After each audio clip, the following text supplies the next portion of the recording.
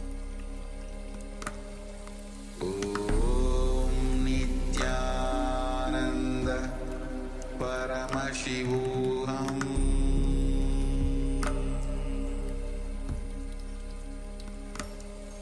Om Nityananda Paramashivoham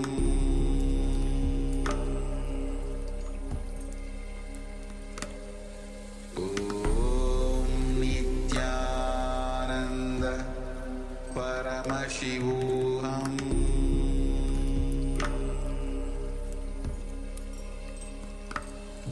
Om Nityananda Paramashivoham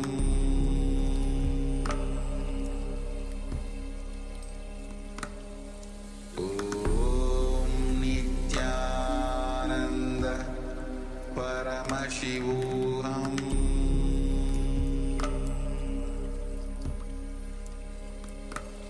Om Nityananda Paramashivoham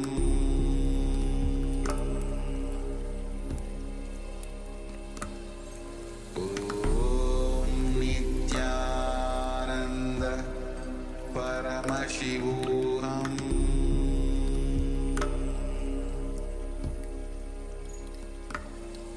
Om Nityananda Paramashivoham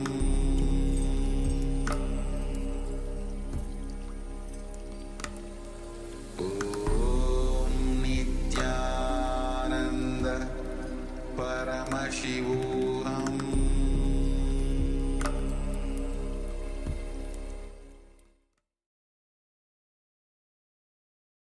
Yes, slowly, very slowly.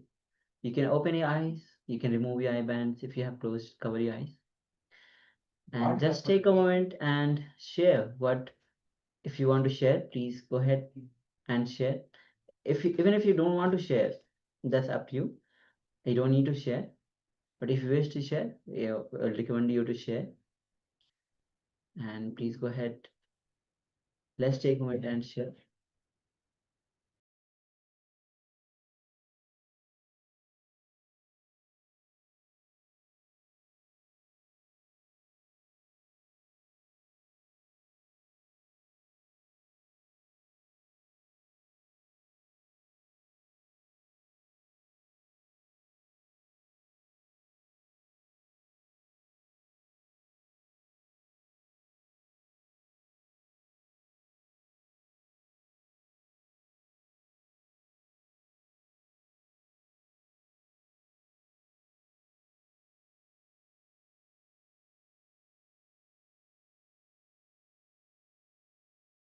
All right. So if you are still sharing, please continue to do so.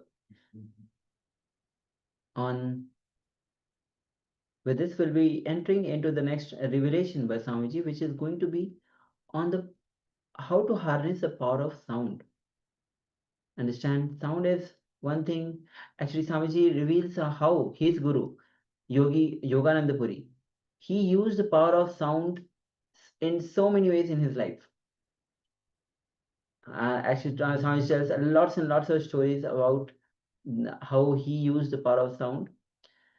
And with this, let's enter into a revelation by Swamiji on how to harness the power of sound. So let's come to the space of listening as we enter into this revelation by Swamiji. Make sure that you are putting your head, neck, spine in a straight line. That's the best way to sit, even if you are not in the sessions. So let's come to the space of listening and let's begin.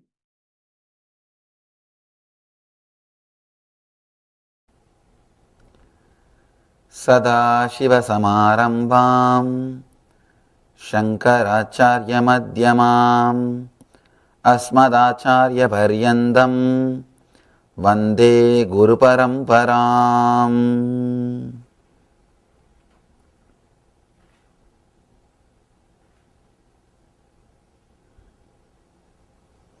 I welcome you all with my love and respects. Today's subject, the power of sound.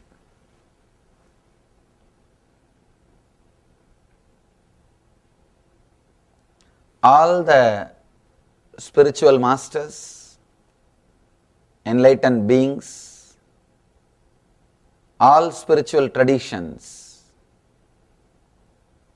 all religions, all mystics understood, experienced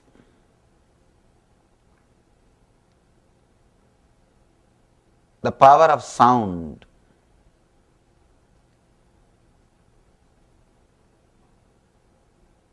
That is why, whether it is Vedas or Bible or Quran or Dhamma Sutra, everything says first there was a sound. From sound, everything is created. There are so many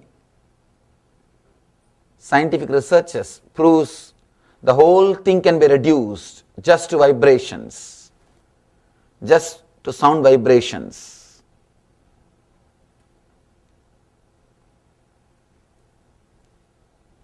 Vedic seers, Vedic masters declare the whole universe is nothing but nada, sound. That's why they say nada brahmam. The whole entire universe, existence, cosmos is nothing but the vibration, sound. Today, we will explore a technique by Mahadeva, Anandeshwara, to experience enlightenment through sound. Mahadeva is giving a technique. The book which I am going to speak now, the book from which the sutra is taken, is 10,000 years old, attributed to Shiva, Mahadeva. Traditionally we believe that Shiva gave this book to Devi. His teachings to Devi is recorded, and that is Shiva Sutras. Sometimes people ask me, how do we know it is given by only by Shiva? How do we know the sutras are delivered by Shiva? I tell them, if you see the sutras, if you read the verses, anybody who has got this much knowledge, depth about the mind and the being must be Shiva. He must have experienced Shiva consciousness. Understand, Shiva or Buddha is not just a person, it's a state of a being. Anybody who achieves that state will be called as Buddha. In our tradition, Shiva, Buddha, Vyasa, all these words are just a state of a being. Still now, the disciples of Shankara is called Shankaracharyas. That is why we use two words, Adi Shankaracharya and Present Shankaracharyas. Anybody who represents is called with the same name. It's like a title. So, anybody who has experienced, anybody who has got knowledge to this level, to this depth, he is Shiva, no doubt about it. He has experienced the truth. The way in which he expresses, with that we can very clearly understand whether he knows or he has just read. We can be sure this book is not from a person who read and acquired knowledge. This book is from a person who has experienced, because he is giving solutions for all possible problems. He is giving solutions for the human beings who lived on the planet Earth, who are living on the planet Earth, who are yet to come. He is giving keys to open all doors. Today we will explore his technique, his meditation technique to achieve enlightenment, higher consciousness through sound. Almost all the enlightened traditions, all the enlightened masters and the traditions created by them have worked on the sound. Sound is one of the important methods to awaken the higher consciousness in you. In the East, language is not used just to convey a particular meaning, a logical concept. The language is used for transmitting vibrations also. That is why we call Sanskrit. The word Sanskrit means refined, purified. The Sanskrit is not just linguistic, it has got phonetic importance also. Sanskrit is not the language just to convey a logical concepts, few words, few ideas which you think. It has got phonetic importance also. That is the reason no Veda mantra can be altered. Sometime you may feel if you use some other word, the meaning will be more sharper, more clear, but you can't change the word. Even if you think, I think this word can express the truth in a much better way. I think this word can take us to more deeper level. Even if you think that way, you can't change the word. The Vedas, the Sanskrit verses are repeated same way. The other day I was reading a research report about so many different scriptures. The researcher says the less corrupted book on the planet Earth is Vedic scriptures. Less corrupted. Just because our devotion to that literature, with no printing media, with no other preservation system, except listening, except listening and repeating, there is no other preservation method for last 10,000 years, at least 10,000 years. The Vedic books, truths have been preserved without corruption. Even if some masters write commentary, they will say very clearly, this is mantra, this is my commentary. See, people who write commentaries, their charisma is so, they are so charismatic, so impressive. If they just alter few words, nobody will oppose. Nobody will oppose. But no master dare to do that. That's the greatness of our masters. They have done text torturing. They have interpreted in their own way. But nobody had the courage to touch the original sutras. Whether it is Shankara or Ramanuja, Madhva or Bhamati, any Vachaspati Mishra or Atmananda, you can name thousands of masters. One more important thing, each one of them are expressing their own ideology. Commentaries are given just to convince people that what I am saying is supported by these great masters. Understand? Commentaries are nothing but justifying their thinking trend, justifying the truth which they want to express.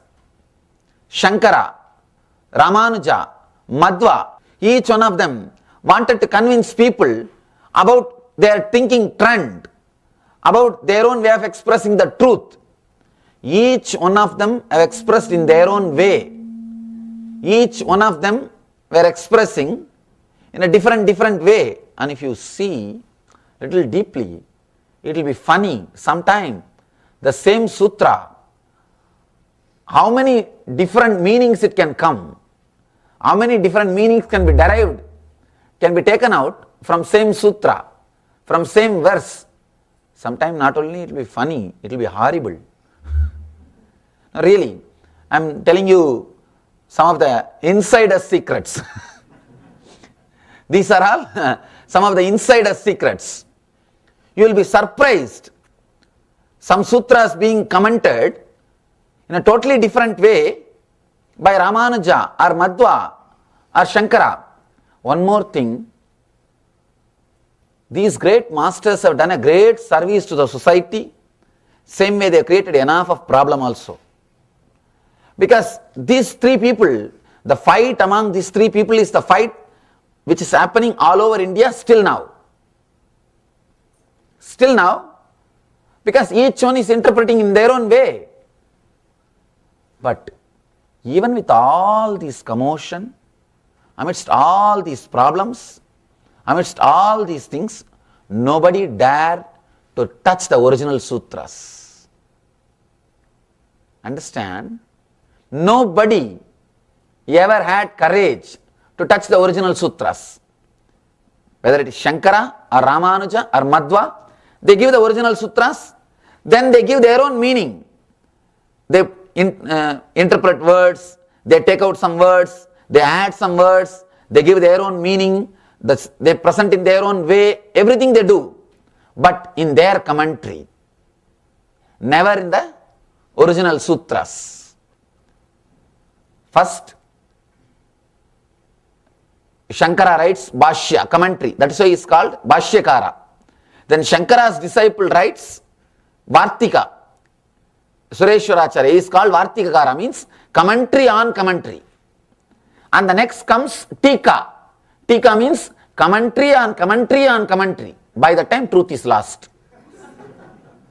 It's like there's a beautiful Zen story. Tea was kept in a cup. Somebody drank the tea, washed the cup, poured that water in another one cup. That guy drank that cup, that water, and washed that cup and poured that water in the third cup. And the third guy, he is drinking that water. What smell or what will be the connection between this water and that original tea? That is what will happen when you read the commentary of commentary of commentary. But the beauty is, not a single master had courage to touch the original sutras. Because they all know it has got phonetic importance also. It is not just linguistic. It is not created just to convey a logical meaning. It is beyond. See, if a language is created just to convey a concept, you can develop, you can change the words, you can use better expressions in course of time, you can remove some words, add some words. But the Vedic scriptures are not just created to express a concept, to express an idea, to express a logical sentence. It is created to transmit vibrations also, because our seers, our masters know the power of sound. They know the power of sound. It was never altered. And one more thing, it will be very funny, even the grammatical mistakes made by the rishis, the grammarians or the pandits, intellectuals, were not allowed to change. See, if an enlightened being, when he speaks, he may make some grammatical mistakes. Pandits are not allowed to change that. Naturally, the disciples will be pandits. It's a trend from day one.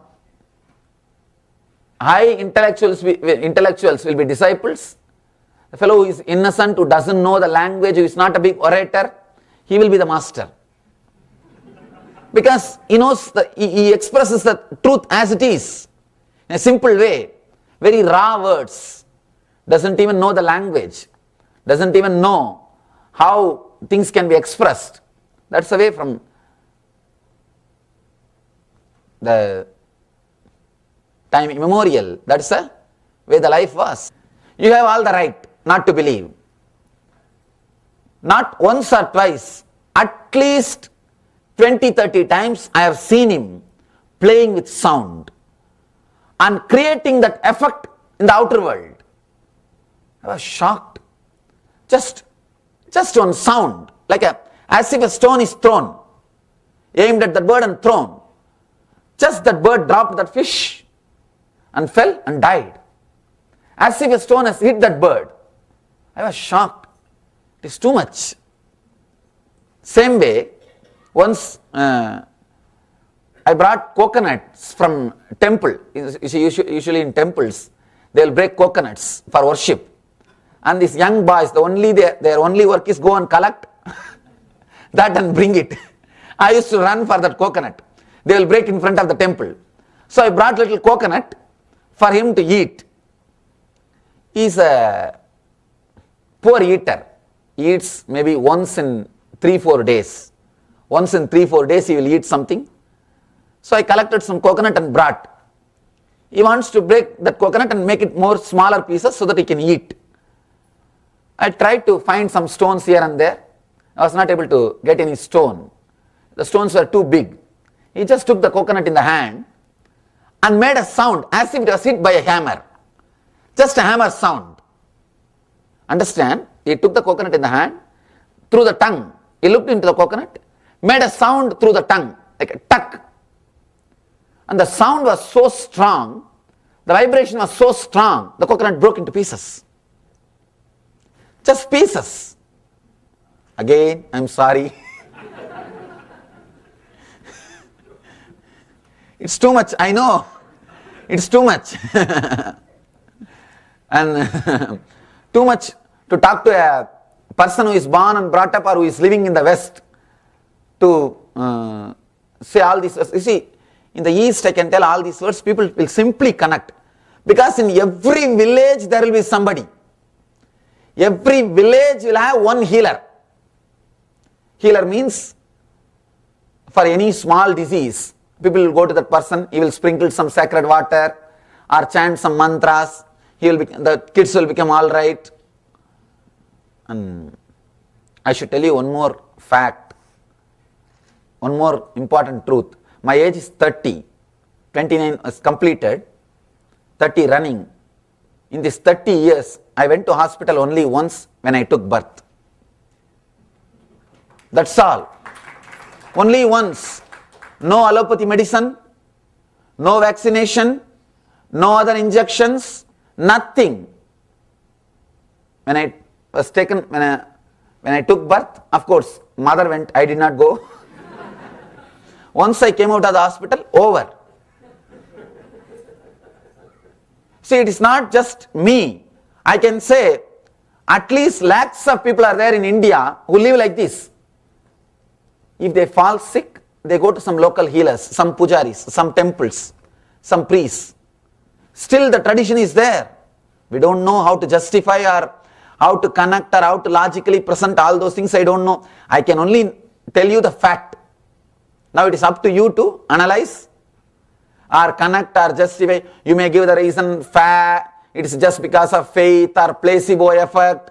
So many big words you can find. Scientific words and research words and all those things. I don't know all those things. Still, there are millions of people in villages. They go to that local healers, that priests, temple pujaris, or that whatever we may call. I think we don't have a right word in the English language because that concept does not exist. So we don't have a right word. That guy will just chant some mantra and sprinkle little water, the child will become all right. Still now in Indian villages, very difficult to believe unless you see. Unless you see, you can't believe. In Sri Lanka, during the annual festival Buddha Purnima, Buddha's enlightenment day, thousands of people will walk on fire. Same way in our ashram, every year, at least 3 or 4 times we do the fire walking. Hundreds of people do the fire walking. I will be the first person to walk. We do fire walking. Sometimes people ask me, how is it possible? How you guys are able to do it? Just all we know is there is a music, there is a special kind of a music, the vibration which is created, and everybody knows that they can do, simply they do, that's all. And no other logic. If you think, will I be able to do? Gone. Nothing can be done. I tell them, no, don't walk. No, you are not allowed. Whoever asks, Swamiji, can I do? No, you can't do. Forget about it. And whoever knows, I can, you can do. Please walk. Somehow you know it. That's all. It just clicks. That very sound, when that vibration is created, they are made to meditate for 10 days before they do that firewalking. In the 10 days, their body and mind is prepared with chanting, vibration, meditation. They create a peaceful thoughts. Let me be in peaceful. Let my body and mind be completely integrated. Let the whole world be in peace. Your thoughts have got powerful impact on the outer world. When you create so much of peace, when you create so much of feeling connected to the nature, nature does not disturb you. Person who has created enough energy to connect with the nature will not have doubt when he sees the fire. I'll be standing there just to filter. If I see little fear in their eyes, I tell them, no, you can't. If somebody walks with doubt, he gets hurt. If the person does not have any doubt, he is very clear. I know, I can do. He never gets hurt. He never gets hurt. It is a simple feeling connected. Just something clicks and you are there. Nothing happens. How to logically describe? No way to logically describe. Something happens, that's all we can say. There is no logic. Everyday Kalpataru, a one-day experiential meditation program by Paramahamsa Nithyananda on the days he is in the Bidadi Ashram. Experience good health, mental well-being, spiritual growth, economic prosperity and living enlightenment. July 8th and 9th, July 19th to 23rd, August 18th to 31st, September 1st to 8th.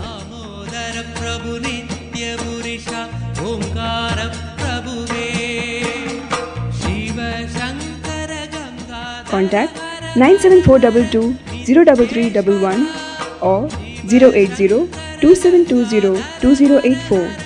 Nithyananda Dhyanapitham, Bidadi, Bangalore. There were scientists from Wisconsin University went to Sri Lanka to do research on this firewalking.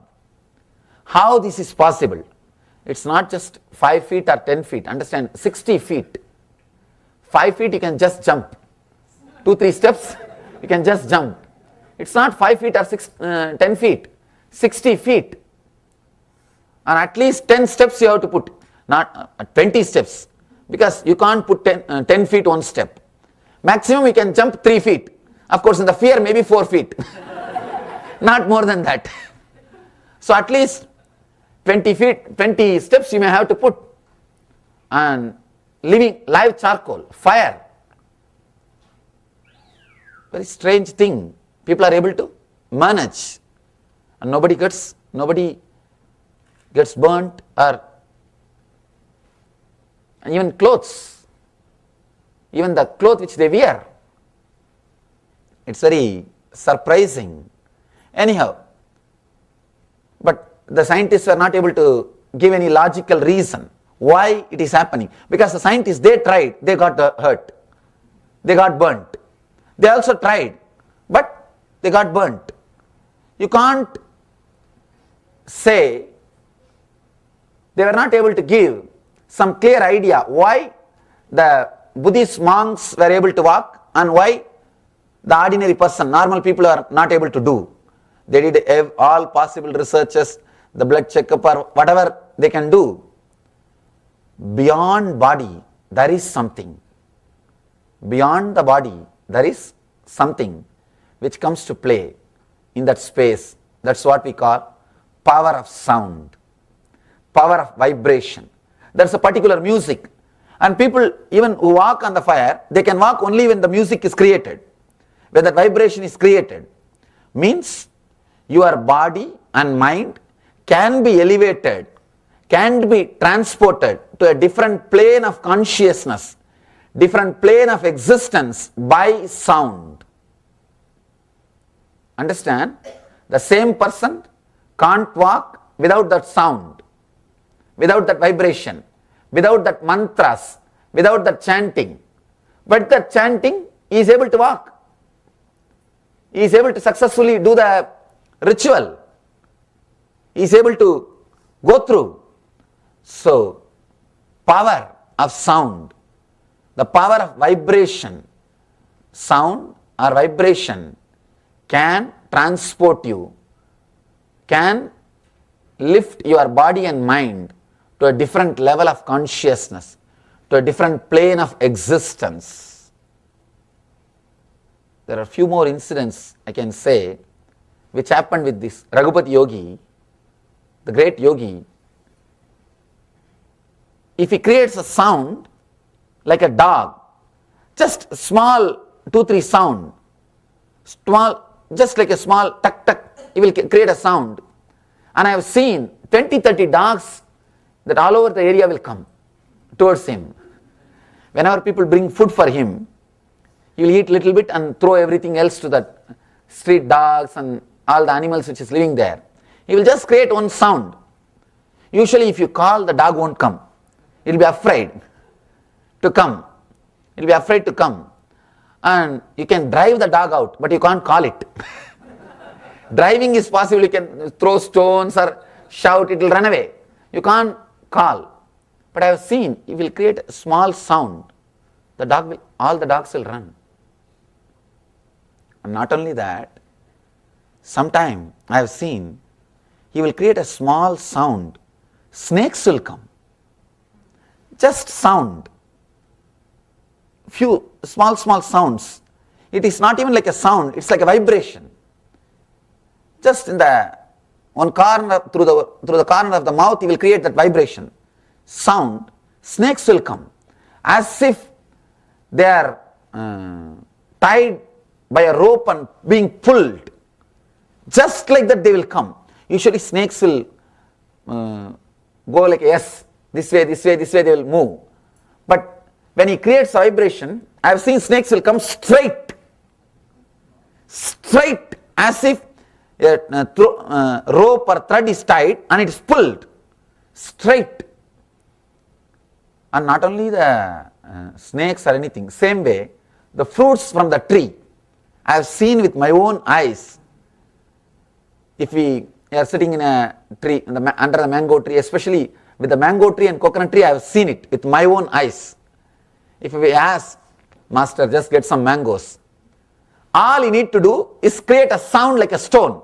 Simply mango will fall. Simply mango will fall. You will just create a sound through the mouth, as if a stone is being thrown. Tuck, the mango will fall. Not only mango, even coconut.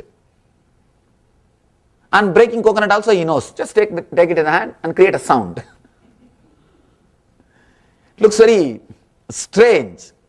Actually, I asked him once, how this is possible, Master? How can you do this? Can we break the stone? I asked him, you know how to break coconut. Can we break the stone? Because I thought maybe in the hand he is pressing the coconut. Because he is a very powerful, very strong person. I have seen him doing even in public. He will tie the iron rope in the chest and inhale and exhale strongly, and the rope will break. Iron rope. If I tell more things, it will look like more and more stories. It's a very strong person. I thought maybe in the hand he is breaking that coconut. Coconut he can break in the hand. What about stone? So I brought a stone for him and I kept that stone in front of him. All he did is just he sat, looked into the stone, just like a connecting with that stone, created a sound. Tap, the stone has become two. But the sound which he creates, if you put your hand in between, your hand also gets hurt. Once I tried, when he was connecting with some object like this and trying to break, I tried to put my hand in between and I felt literally something is hitting the hand. Just as if the bone will break. It was so powerful, just the vibration. Just the vibration. Then I understood how the rishis have cursed people. See, you have a story, lot of stories, like Vishwamitra cursing somebody, Durvasa cursing somebody, Vasishta cursing somebody. these Vedic rishis cursing somebody. I was not able to relate. How can somebody say a word and it will become reality? When I saw this, I was able to relate. I understood, oh God, it would have been truth. Just a word, he can kill somebody. Just a sound. The old masters, Vedic masters, can just turn the whole life. Because they know the power of sound. They know how to use it. They know how to use sound particles. See, in course of time, Gita says, yogo nashta parantapaha. The truth or the inner science is lost in course of time. Because we have lost the keys, we can't say the treasure never existed. Understand? Just because we lost the keys today, we can't say the treasures never existed. Just because we did not experience these things, just because we did not get the right key, we have not tried in a right way, we have not experimented or experienced, we can't say the treasures did not exist. It existed. The truths existed. It was there. It was there.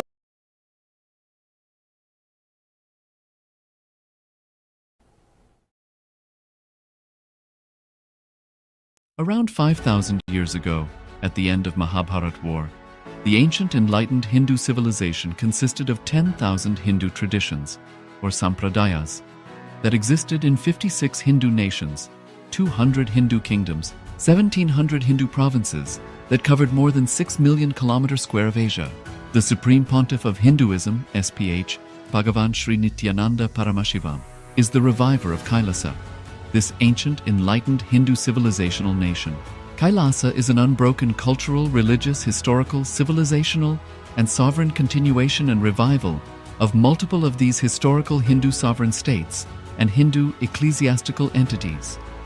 The unbroken continuity of these ancient Hindu nations through KAILASA results in the legal recognition of KAILASA as per the international customary law, particularly the Doctrine of Continuity.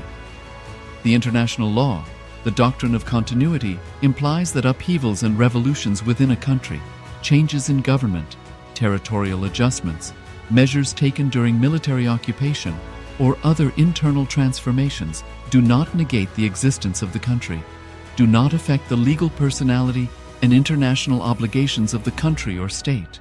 The Vienna Convention on Succession of States in respect of treaties, 1978, addresses these principles of the doctrine of continuity as it outlines international law during situation of state succession or continuation.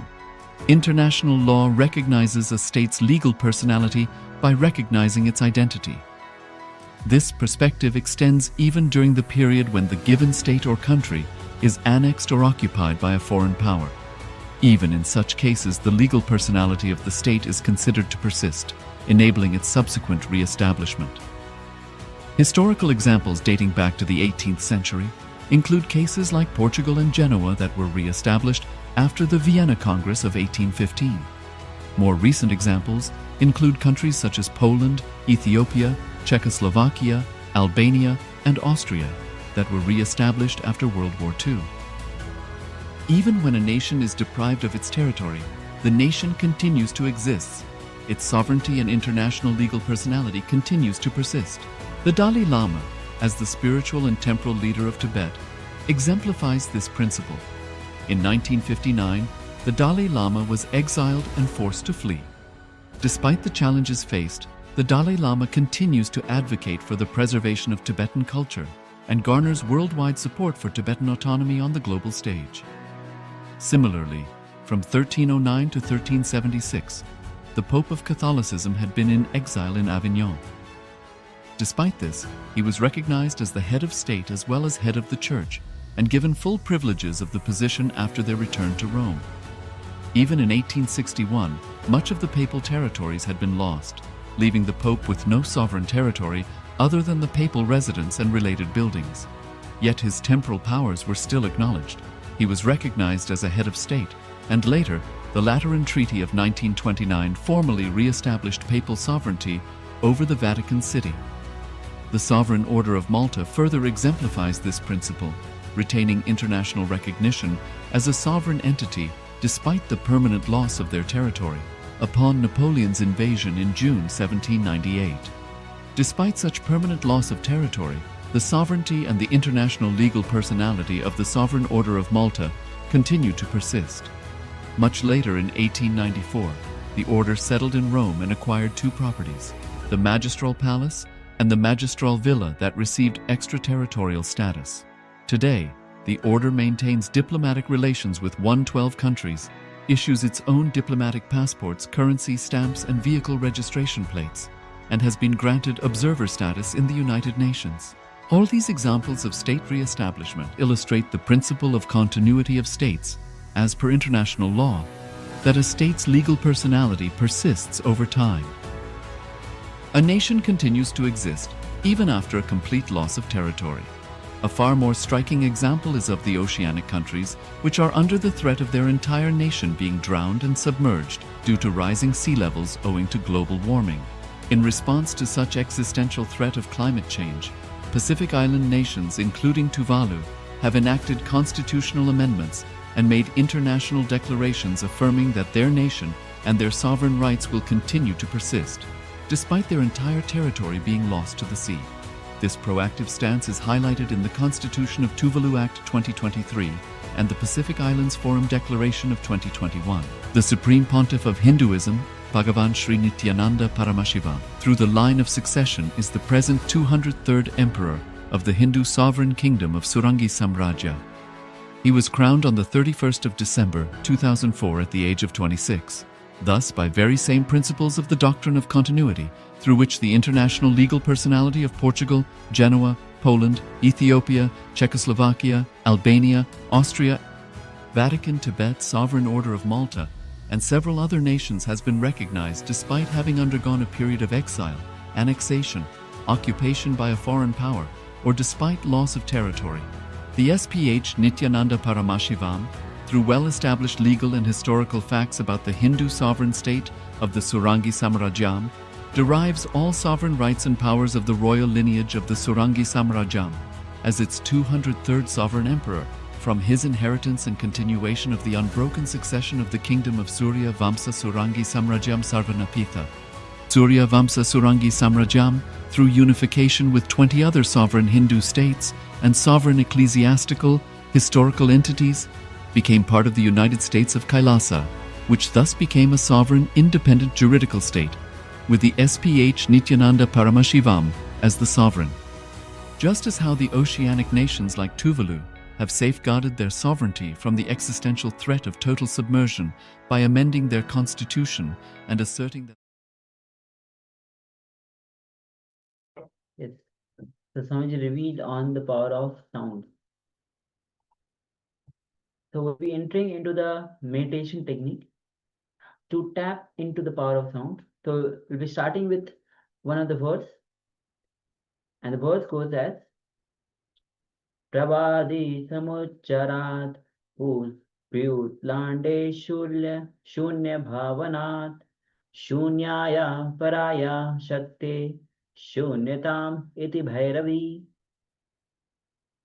Bhagavan Paramashiva says, O Bhairavi, by perfect intonation of the pranava, a, u, ma, or the sacred syllable om, by contemplating on the void at the end of the sound, as sound enters into the soundfulness, let you also enter into the energy and be liberated. Paramashiva is giving us the technique for two things. First, how to connect yourself, elevate yourself to the level where you can use the power of sound and integrate yourself. And second, how to use that power of sound and achieve enlightenment, meaning evolving beyond yourself. So let us understand the technique. This technique is going to directly help you to integrate and complete with your inner chattering and verbalization and create, manifest more inner space. When you create a particular sound, your mind will be occupied only with that sound, especially when it is loud. If you are using words internally, your whole being will not be integrated. So create the sound loudly. Let others also listen. Here, Paramashiva says, start loudly. Only then you will be listening. You won't listen if you are chanting internally. So we'll start with the technique. So the first step is falling into meditation. Start with a loud voice, and slowly you will find the whole inner being is filled with that voice. Your whole energy is concentrated to that sound. So we'll be doing this for 5 minutes, and then we'll also be projecting the steps.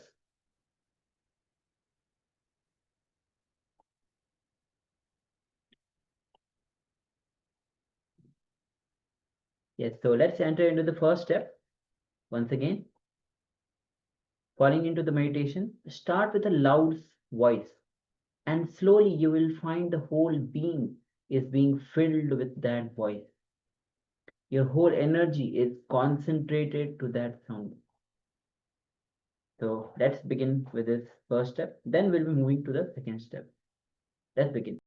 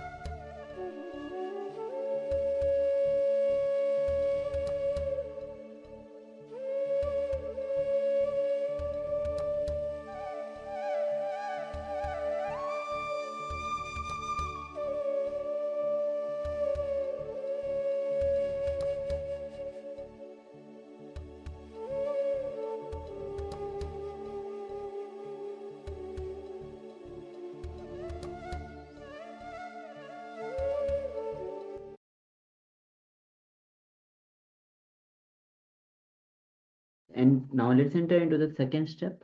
Now slowly reduce the sound. You can relax, slowly reduce the sound and go to the depth from where the sound is arising, from where that sound is coming out. Go to that source, go to that being. See your inner space filled with that soundfulness. So let's enter into this step.